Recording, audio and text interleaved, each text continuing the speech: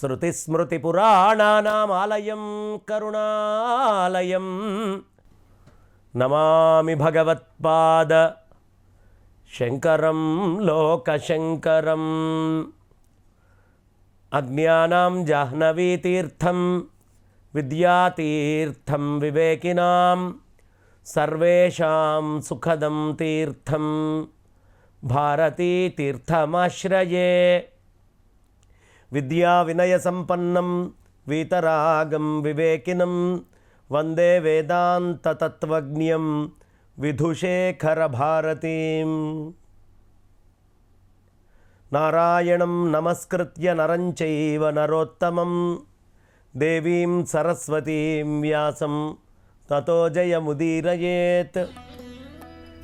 ETV life ప్రేక్షకులకి పురాణ రహస్యాలు కార్యక్రమంలో కూర్మ పురాణ అంతర్గత రహస్యాలు కార్యక్రమానికి స్వాగతం.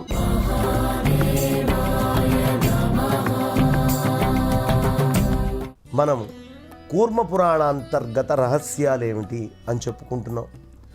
అందులో కూడా చాలా ప్రధానమైనటువంటి అమ్మవారి యొక్క మహత్వం చెప్పేటటువంటి ఘట్టంలో ఉన్నాం.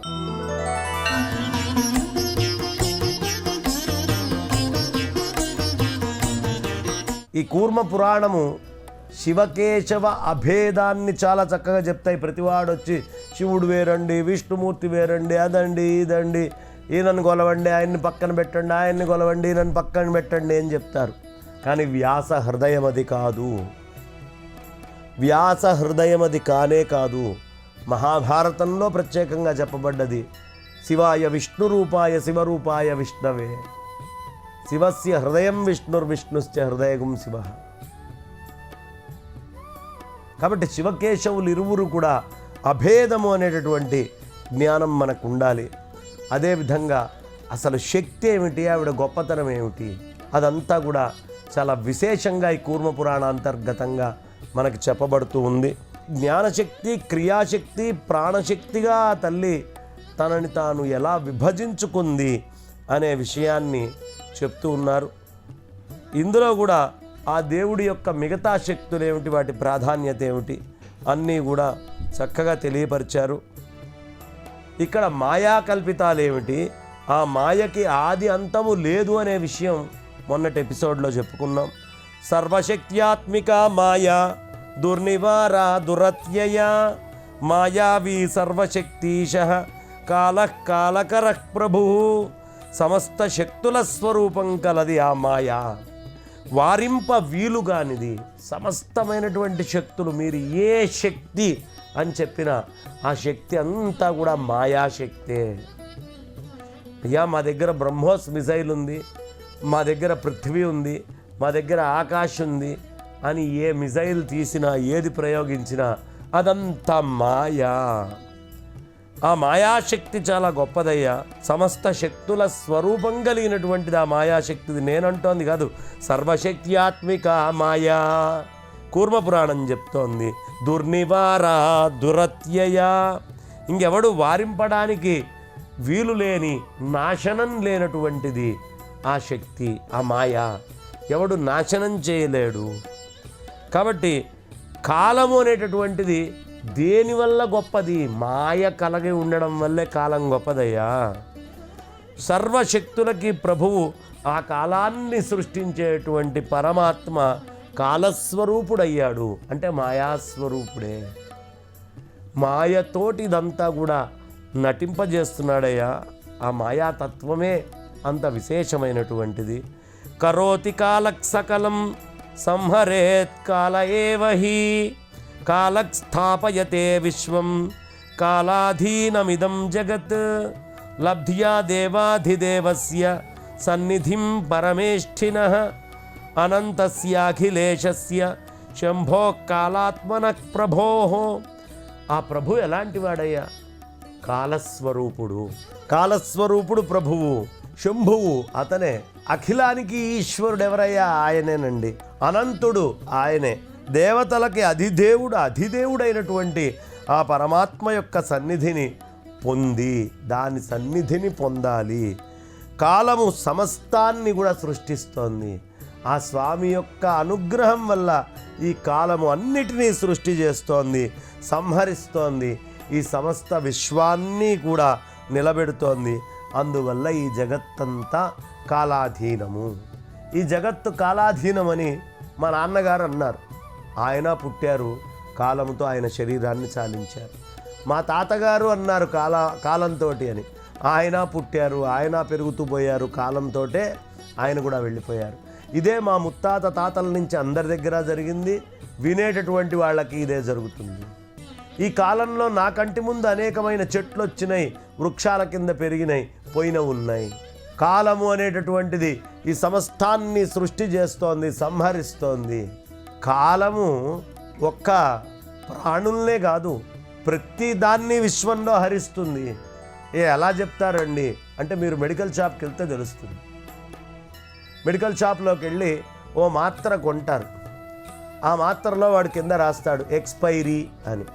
ఎక్స్పైరీ అంటే ఏమిటి? దీనిలో ఉండేటటువంటి లక్షణం ఫలానా సమయానికి వెళ్ళిపోతుందయ్యా, అప్పుడు ఇది విషం కింద మారిపోతుంది, ఒకలాగా పనిచేసింది ఇంకోలాగా పనిచేయడం మొదలు పెడుతుంది అని ఎక్స్పైరీ అని చెప్తున్నాడు. ఎక్స్పైరీ అనే పదం వాడాడు అంటే ఆ వస్తువులో కాలం ఉందా లేదా? ఎక్స్పైరీ అనే పదాన్ని వాడితే ఆ వస్తువులో కాలము ఉన్నట్టే. అలాగే మనలో కూడా ఎక్స్పైరీ ఉంది అంటే కాలం ఉంది. దేని యందు పుట్టుక మరణము అనేది ఉంటుందో ఆ అన్నిటి యందు మాయా, ఆ మాయ ఉండడం వల్ల కాలం ఏర్పడ్డది. కాబట్టి ఈ కాలము సమస్తాన్ని సృష్టిస్తోంది, సంహరిస్తోంది, సమస్త విశ్వాన్ని నిలబెడుతోంది. సమస్త విశ్వాన్ని నిలబెడుతోంది కాలమే, సృష్టి చేస్తోంది కాలమే, సంహారం చేస్తోంది కాలమే. ఈ క్షణము నేను ఉపన్యాసం మొదలుపెట్టేటప్పుడు మొదలైన కాలమే. ఆ ఉపన్యాసాన్ని ఆగకుండా నిల్చోబెడుతూ తీసుకెళ్తోంది కాలమే. సమయం అయిపోయింది, ఎపిసోడ్ ఆపు అనేది కూడా కాలమే. కాబట్టి ఈ కాలము అనేటటువంటిది చాలా విశేషమయ్యా. ఈ జగత్తు మొత్తము కూడా కాలము యొక్క ఆధీనంలో ఉంది. ప్రధానం పురుషో మాయా, మాయా సైవ ప్రపద్యతే, ఏకా సర్వగత అనంత కేవల నిష్కలా శివ. ఆ మాయాశక్తి ప్రధానము, పురుషుడు మాయా అని పిలువబడుతోంది. ఆ మాయ ఒక్కటే, అది అంతటా ఉంది, దానికి అంతము లేదు, అది అద్వితీయము, రెండు కానటువంటిది, అవయవాలు దానికి లేనే లేవు, మంగళప్రదమైంది. ఈ కాలమే అన్ని మంగళాలకు కూడా కారణమైనటువంటిది. కాలం లేకుండా స్ట్రక్ అయిందంటే వాటర్ రాకుండా స్ట్రక్ అయిపోతుంది గంగలో కిందకి. కాలం ఉంటేనే కదా పైన ఉండే ప్రవాహం కిందకు వచ్చేది, కిందకు వస్తేనే కదా కింద ఉన్నవాడికి దాహం తీరేది. కాలం ఉంటేనే కదా చెట్టుకి పండు వచ్చేది, పండు వస్తేనే కదా వీడి ఆకలి తీరేది. కాబట్టి కాలము అనేటటువంటిది అంతటా నిండి ఉంది. ఈ కాలము ఒకటే అయి ఉంది. మాయా అనేటటువంటి ఏకము, అది సర్వగతము, అంతము లేకుండా అద్వితీయమై అవయవాలు లేకుండా అన్ని మంగళాలని ఇచ్చేది కాలమేనండి. కాలం లేకపోతే మంగళం, శుభం అనేది లేదు. దీనికి చాలా విశేషమైనటువంటి శ్లోకం ఒకటి మనకిప్పుడు తీసుకొని చెప్తున్నారు. ఏకా శక్తి శివైకోపి శక్తిమానుచ్యతే శివ, శక్తయః శక్తిమంతోన్యే సర్వశక్తి సముద్భవా. శివ శక్తి అనేవి రెండు ఒకటే. శక్తిమంతుడు శివుడు ఒక్కడే అని చెప్పడం అవుతోంది. ఇతర శక్తులు, శక్తిమంతులు సర్వము శక్తి నుంచి పుట్టినవే. బాగుంది. ఇప్పుడు నేను చెప్తున్నాను, దేనివల్ల చెప్తున్నాను? శక్తి వల్ల చెప్తున్నాను. కెమెరా నేను చెప్పేటటువంటి దాన్ని రికార్డు చేసుకుంటోంది. దేనివల్ల రికార్డు చేసుకుంటోంది? శక్తి వల్ల రికార్డు చేసుకుంటుంది. అది రికార్డు చేసేట్టుగా దీనికి సంబంధించిన కెమెరామ్యాన్ ఏర్పాటు చేశాడు. దేనివల్ల చేస్తున్నారు ఆయన? శక్తి వల్లే చేస్తున్నారు. కాబట్టి ఈ శక్తి అనేటటువంటిది అనంతం. దీనిని టీవీలో మీరు చూస్తున్నారు, దేనివల్ల చూస్తున్నారు? శక్తి, ఎనర్జీ. ఎనర్జీ ఉంటేనే మీరు చూడగలరు. చూస్తున్నటువంటి మీరు దేనివల్ల చూస్తున్నారు? మీ ఒంట్లో ఉన్న ఎనర్జీ వల్లే. కాబట్టి శక్తి, ఈ శక్తి అనేటటువంటిది, శివుడు అనేటటువంటి వాడు రెండు వేరు కాదు, ఈ రెండు ఒకటే. ఎలా చెప్తారండి అంటే, ఎవడో గొప్పగా నాట్యశాస్త్రం అని రాశాడండి. ఈ నాట్యశాస్త్రం ఎక్కడి నుంచి పుట్టింది? భరతముని రాశాడండి. భరతమునికి ఆధారం ఏమిటి? నటరాజు వారండి. ఓ నటరాజా అండి, బాగుంది. ఎలా రాశాడండి అంటే, నటరాజు నాట్యం చేస్తూ ఉంటే ఆ నాట్యాన్ని చూసి ఈయన రాసుకుంటూ వెళ్ళిపోయాడండి. బాగుంది. ఇప్పుడు నటరాజు నాట్యం చేశాడు అంటే, ఇతను ఇట్లా చెయ్యి ఊపాడు, ఇటు ఒక భంగిమ వేశాడు, ఇట్లా అన్నాడు, కపిత్తం అన్నాడు, లింగం అన్నాడు, ఏదో ఆ ముద్రలు టకటక పడిపోతూ ఉన్నాయి. ఇక్కడి నుంచి అక్కడికో దూకాడు నాట్యం చేసేవాడు. దేంతో దూకాడు? ఒంట్లో శక్తితోటే కదా ఇక్కడి నుంచి అక్కడికి దూకింది శరీరం. ఇప్పుడు శక్తి వేరు, దూకినవాడు వేరేనా? దూకినవాడు శక్తి, వాడు వేసినటువంటి నాట్యము యొక్క భంగిమలు, ఈ మూడు ఒకటా వేరువేరా? అంటే శివుడు నాట్యము చేయటము అనేటటువంటిది శక్తి వల్లే చేశాడు. ఈ శక్తి వల్లే ఇటు నుంచి అటు దూకాడు. ఈ దూకినప్పుడు వచ్చినటువంటి భంగిమల్ని భరతముని తీసుకొని ఈ భంగిమ ఇది, ఈ భంగిమ ఇది అని రాసుకుంటూ వచ్చాడు. ఇప్పుడు భరతముని రాసినటువంటి నాట్యశాస్త్రంలో ముద్రలు శివుడి కంటే భిన్నమా? శక్తి కంటే భిన్నమా? శక్తి కంటే భిన్నం కాదు. శివుడు, శక్తి, ఈ రెండిటి యొక్క కలయిక వల్ల బయటికి వచ్చిన విద్య, ఈ మూడు ఒకటే. అదే ఇక్కడ చాలా చక్కగా చెప్తున్నారు. ఏకా శక్తి శివైకోపి శక్తిమానుచ్యతే శివ. ఆయన శక్తితోటి కనిపించినప్పుడు శక్తిమంతుడండి అంటున్నారు. అంటే శక్తి ఎక్కడో బయట లేదు, శక్తి నీలోనే ఉంది. అది ఆత్మశక్తిగా మారితే వాడిని జ్ఞాని అన్నారు, అది లోకశక్తిగా మారితే వాడిని భోగి అన్నారు. ఈ లౌకికమైనటువంటి భోగాలు అనుభవిస్తున్నాడు అంటే వీడు భోగి. అంతర్లీనమై ఆ శక్తిని వాడు లోపల అనుభవిస్తున్నాడు, వాడు యోగి. కాబట్టి శక్తిమంతుడు, శివుడు, ఈ రెండూ కూడా ఒకటే. ఎలా అంటే, పరమాత్మ నుంచి ఆకాశం వచ్చింది. ఆకాశం అంటే స్పేస్. ఈ స్పేస్లో మనకి ఏదైతే శబ్దము అనే శక్తి వచ్చిందో, ఈ శబ్దము అనే శక్తి అమ్మవారు ప్రాపగేట్ అవుతూ ఉంటుంది. ఈ యాటమ్స్ కాంబినేషను ఇటు నుంచి ఇటు మారడము. మారే శక్తి, మారని శక్తి రెండు ఉండాలి. మారని శక్తి మారే శక్తి మొత్తానికి మూలమై తాను మారకుండా మారుతున్నది కూడా తనే అనేటటువంటి స్థితిలో ఉండాలి. అప్పుడు కానీ అనంతత్వం, పరమాత్మకి పూర్ణుడు అనేటటువంటి మాట నిజం కాదు. కాబట్టి మారుతున్నటువంటి కాలంలో మారకుండా ఉన్నటువంటి శివుడు. శివుడు తెలిస్తే మారుతున్నదేది, మారకుండా ఉన్నదే. ఇదే మొత్తం యోగశాస్త్రంలో ఉన్నటువంటి రహస్యమంతా. ఆకాశంలో శబ్దశక్తి, కొంచెం కిందకు వస్తే వాయువు దగ్గరకు వచ్చేటప్పటికి శబ్ద స్పర్శ శక్తి, కొంచెం కిందకు వస్తే అగ్ని దగ్గరికి శబ్ద స్పర్శ రూపం. నిన్నటి దాకా వాయువులో రూపం కనిపిలా, కానీ అగ్నిలో రూపం కనిపిస్తోంది. కాబట్టి శబ్దము, స్పర్శతో పాటు రూపము. నీళ్ల దగ్గరికి వచ్చేటప్పటికి అంతకుముందు అగ్నిలో రుచి లేదు. ఈ నీళ్ల దగ్గరికి వెళ్ళేప్పుడు శబ్ద స్పర్శ రూప రస అనేటటువంటి శక్తి. ఆ నీళ్ళకి గంధం లేదు, వాటర్ హ్యాజ్ నో ఆర్డర్. అక్కడి నుంచి కిందకు వచ్చేటప్పటికి శబ్ద స్పర్శ రూప రస గంధము అనేటటువంటి శక్తి. 5 రకాల శక్తులు. ఆకాశం వల్ల వినగలుగుతున్నాం, వాయువు గల్ల చర్మానికి మనకి స్పర్శ తెలుస్తోంది, అగ్ని వల్ల కళ్ళకి రూపం తెలుస్తోంది, జలము వల్ల నాలుకకి రుచి తెలుస్తోంది, అలాగే భూమి వల్ల ముక్కుకి గంధం తెలుస్తోంది. ఈ 5 శక్తులు ఒకటే అయినటువంటి అమ్మవారి శక్తి. అక్కడే శివుడు శక్తి వేరు కాకుండా ఉన్నారు. కానీ అజ్ఞానంతో శివుణ్ణి వదిలిపెట్టి శక్తిని మాత్రమే పరిమితం చేసి గ్రహించడం వల్ల మనం అందరం మూర్ఖులమై మళ్ళీ జన్మలెత్తాల్సి వస్తోంది. కాబట్టి శివుడు శక్తి ఒకటే. ఏకా శక్తి శివైకోపి శక్తిమానుచ్యతే శివ. శక్తిమంతుడు శివుడు అని గ్రహించాలి. అంతే. శక్తితో కూడినటువంటి పరమేశ్వరుడనే మన లోపల శక్తిని గ్రహించాలి. శక్తయ శక్తిమంతో అన్యే సర్వశక్తి సముద్భవా. శక్తిమంతులు అందరూ కూడా శక్తి నుంచి పుట్టినటువంటి వాళ్ళే.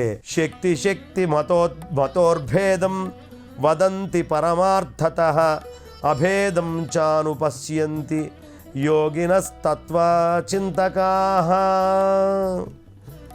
శక్తికి శక్తిమంతుడికి లోకంలో భేదాన్ని చెప్తూ ఉంటారయ్యా. కానీ తత్వాన్ని విచారించేటటువంటి యోగులు మాత్రం ఆ రెండిటికి అభేదాన్నే చూస్తారు. ఎలా అభేదాన్ని చూస్తారు అంటే, నేను నీళ్లు తాగితే నాకు శక్తి వచ్చింది, నేను అన్నం తింటే నాకు శక్తి వచ్చింది. ఇప్పుడు ఆ తిన్న తర్వాత అన్నము నేను అభేదము. నేను చిన్నప్పటి నుంచి తిన్న ఇంత కుంభాలు అన్నం అని ఎవడు చెప్పడే. నేను నా చిన్నప్పటి నుంచి తాగిన ఇన్ని నీళ్లు అని ఎవడు చెప్పట్లేదే. లోపలికి వెళ్ళంగానే నిన్న నువ్వు తాగిన నీళ్లు కూడా అభేదమై నువ్వైపోతున్నావు, నిన్న నువ్వు తిన్న అన్నం కూడా అభేదమై నువ్వైపోతున్నావు. కానీ ఆ అన్నం ఏ వరిచేల్లో పుట్టిందో, ఏ రైతు పండించాడో, ఎక్కడ పెరిగిందో, ఎన్ని కష్టాలో, ఆ పండ్లు ఎంత ఇబ్బంది పడితే అంతా అయిపోయి తయారై కోతలకై మొత్తం అన్నీ వచ్చి ధాన్యాల కింద బస్తాల్లో పెట్టి అట్నుంచి ఇటొచ్చి నీ ఇంటికి వచ్చి నువ్వు వండి నువ్వు తిన్నావు. రెండు వేరువేరే. ఈ వేరువేరుగా ఉన్న రెండు ఒకటి ఎలా అయిపోయినాయి? అది తినడం వల్ల నువ్వు శక్తిమంతుడివి అయ్యావు. అంటే ఆ శక్తిని నీ లోపల నువ్వు ఒడిసి పట్టుకున్నావు. వ్యవహారంలో ఆ అన్నం వేరు నేను వేరు అని ప్రతివాడు అనుకుంటాడు. కానీ తిన్నవాడెవడు అనుకోడు. తిన్నవాడు యోగి, వాడు అభేదాన్నే చూస్తాడు శక్తికి పరమేశ్వరుడికి వాడికి. కానీ తిననటువంటి వాడు, దాన్ని అనుభవించనటువంటి వాడు శక్తి వేరు నేను వేరు, అన్నం వేరు నేను వేరు అని అనుకుంటూ ఉంటాడయ్యా. శక్తయో గిరిజాదేవి శక్తిమానథ శంకర విశేష కథ్యతే చాయం పురాణే బ్రహ్మవాదిభిః. శక్తులు హిమవత్పుత్రిక పార్వతి యొక్క రూపాలు. శక్తిమంతుడు శంకరుడు. ఈ విశేషం బ్రహ్మవేత్తులచే పురాణాల్లో పేర్కొనబడ్డది. ఇది చాలా గొప్ప రహస్యం అండి. ఈ శక్తులు అనేటటువంటివి ఏవైతే ఉన్నాయో ఇవన్నీ పార్వతీ అమ్మవారి రూపాలు. ఈ పార్వతీ అమ్మవారి యొక్క ఈ రూపాల్లో ఉండేటటువంటి శక్తి మంతత్వం ఏదైతే ఉందో అదంతా శివుడయ్యా. కాబట్టి శక్తిమంతుడు వేరు కాదు. అందుకనే చాలా అద్భుతంగా ఆయన శ్లోకం రాసింది కాళిదాసు వారు. శివ శక్త్యాయుక్తో యది భవతి శక్త ప్రభవితుం నచే దేవే దేవం న ఖలు కుశలః అని శంకరాచార్యులు వారు చెప్పిందే చాలా అద్భుతంగా. వాగర్ధావివ సంపృక్తౌ వాగర్ధ ప్రతిపత్తయే జగత పితరౌ వందే పార్వతీ పరమేశ్వరౌ అని ఆయన చెప్పారు. వాక్కుకి అర్థానికి ఎలా అభేదమో శక్తికి శివుడికి కూడా అదే విధంగా అభేదమయ్యా. ఈ రెండు ఒకటే అనే విషయాన్ని కాళిదాసు వారు మనకి చాలా చక్కగా ఇచ్చేస్తూ ఉన్నారు. అదేవిధంగా బ్రహ్మవేత్తలందరూ కూడా పురాణాల్లో చెప్పబడ్డటువంటి ఈ రహస్యాన్ని జాగ్రత్తగా గమనించి అనుభవిస్తారయ్యా. శక్తి వేరు అని అనుకోరు. అనేక రూపాలతో ఉండే శక్తి, ఆ శక్తి ఎక్కడెక్కడ కనిపిస్తుందో ఆ ధరించినటువంటిదల్లా శక్తివంతుడు. అంటే ఈ జీవుడు కళ్ళతో, చెవులతో, ముక్కుతో, నాలుకతో, చర్మంతో బయట నుంచి శక్తులన్నిటినీ గ్రహించుకుంటున్నాడు. ఈ గ్రహించుకొని వచ్చేటటువంటి అన్ని శక్తులు జీవుడి దగ్గరికి వెళ్ళేటప్పటికి శక్తిమంతము అవుతున్నాయి. శక్తితో కూడినటువంటి జీవుడు అవుతున్నాడు.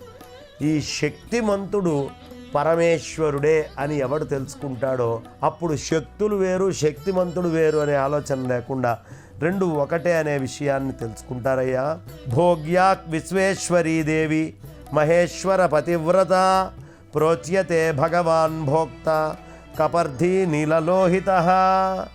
ఆ మహేశ్వరి పతివ్రత, విశ్వానికి నాయకురాలైనటువంటి పార్వతి భోగ్యురాలు.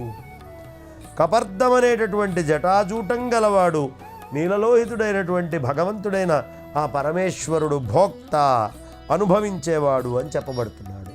ఈ జీవుడు బయట నుంచి వచ్చే ఇంద్రియాలన్నింటినీ అనుభవిస్తున్నాడు. అనుభవించేవాడు జీవుడు.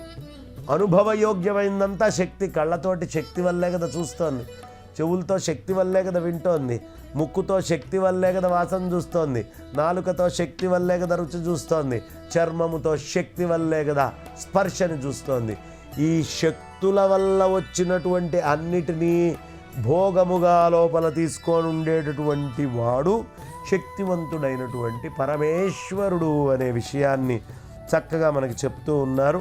కాబట్టి ఆవిడ ఎలాంటిది? మహేశ్వరుడి యొక్క పతివ్రత. ఆవిడే భోగ్య వస్తువు కింద భోగిస్తున్న పరమేశ్వరుడిలో ఐక్యమయ్యేటటువంటి తల్లి అని చెప్తూ, భగవంతుడైనటువంటి శంకరుడు భోక్త, అనుభవించేవాడు అని చెప్పబడుతోంది. అనుభవించేవాడు ఈయన, అనుభవయోగ్యమైనటువంటి తల్లి ఆవిడ. ఈ రెండిటి యొక్క కలయికని ఎంత బాగా చెప్పాడు చూడండి. అందుకనే మన్మధుణ్ణి చంపినవాడు, విశ్వానికి ప్రభువైనటువంటి శంకరుడు, మననం చేసేవాడు, అతని భార్య పార్వతి బుద్ధి రూప, ఆలోచన వల్ల తెలుసుకోదగ్గది అని చెప్పబడుతూ ఉన్నది. అందుకే శంకరాచార్యులు వారు ఎప్పుడు చెప్పినా సరే, కోశేషు పంచస్వధిరాజమాన బుద్ధిర్భవాని ప్రతిదేహగేహం సాక్షి శివ సర్వగతోంతరాత్మ సాకాశికాహం నిజబోధ రూప అని చెప్తూ ఉన్నారు. కాబట్టి ఆ విశ్వానికి మొత్తానికి అని చెప్పబడేటటువంటి ఆయన యొక్క బుద్ధి రూపమే పార్వతి. ఆలోచనల వల్ల మాత్రమే తెలుసుకోబడుచున్నది. ఎప్పుడు శక్తిని మెజర్ చేయాలంటే ఆలోచనతోటే చేసుకోవాలి. అనాలోచితంగా ఎవడూ శక్తిని గ్రహించలేడు అనే విషయాన్ని చెప్తూ, ఇక బ్రాహ్మణులందరికీ కూడా శక్తిమంతం అనే వాటి పుట్టుకకు సంబంధించిన విషయమంతా అన్ని వేదాల్లో ప్రతిపాదించబడ్డది అని తత్వదర్శులైన మునులు వివరించారు. మిగతా విషయాలన్నీ కూడా మనం వచ్చే ఎపిసోడ్లో చక్కగా చెప్పుకుందామని చెప్తూ ప్రస్తుతానికి నా వాణికి విరామాన్ని ఇస్తున్నాను. స్వస్తి. ఈ కార్యక్రమాన్ని తిరిగి చూడాలనుకుంటే www.youtube.com/@ETV Life Spiritual లో చూడవచ్చు.